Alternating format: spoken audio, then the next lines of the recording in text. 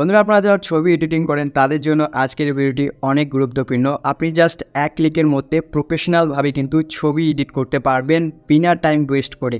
তো কিভাবে কি করবেন সেটাই কিন্তু আজকের এই ভিডিওতে আমি আপনাদেরকে দেখিয়ে, তার জন্য তোমাদেরকে একটি অ্যাপসের প্রয়োজন হবে। তো সেই অ্যাপসের লিঙ্ক কিন্তু আমি এই ভিডিও ডিসক্রিপশন বক্সে দিয়ে রাখবো। তো সেখান থেকে আপনারা অ্যাপসটিকে ডাউনলোড করে নেবেন। তো ডাউনলোড করার পর যে প্রসেসটি আছে সেটি আমি আমার মোবাইল স্ক্রিনে গিয়ে আপনাদেরকে সম্পূর্ণ দেখিয়ে দিচ্ছি।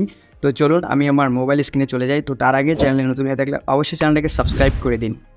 বন্ধুরা, আমরা মোবাইল স্ক্রিনে চলে এসেছি। তো মোবাইল স্ক্রিনে এসে আপনারা সবার প্রথমে প্লে স্টোরে চলে যাবেন। তো প্লে স্টোরে এসে আপনারা সার্চ বক্সে সার্চ করবেন 3D লুট। তো 3D লুট সার্চ করার পর আপনাদের কাছে এরকম একটি অ্যাপ চলে আসবে। তো আপনারা লোগোটি দেখে অ্যাপসটিকে ডাউনলোড করে নেবেন।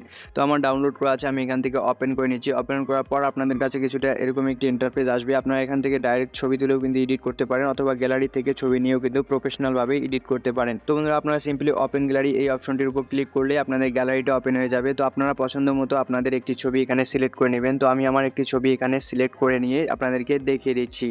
তো বন্ধুরা, আমি আমার একটি ছবিকে সিলেক্ট করে নিয়েছি। তো নেওয়ার পর আপনার উপরে দেখতে পারবেন 3টি অপশন আছে। তো এই অপশনটির মধ্যে আপনার মাঝখানে লুট নামে যে অপশনটি আছে এই অপশনটির উপর একবার ক্লিক করবেন। ক্লিক করার পর আপনাদের কাছে এরকম একটি ইন্টারফেস আসবে। তো আপনারা নিচে স্ক্রল করলে দেখতে পারবেন টপ 25 নামে একটি অপশন আছে। তো এই অপশনটির উপর আপনারা সিম্পলি ক্লিক করে দিবেন। তো ক্লিক করার পর এখানে আপনারা অনেকগুলো টেমপ্লেট কিন্তু পেয়ে যাবেন। তো যেটাতেই ক্লিক করবেন সেটাতেই কিন্তু আপনাদের প্রফেশনালভাবে ছবিটা একবারে এডিট হয়ে যাবে।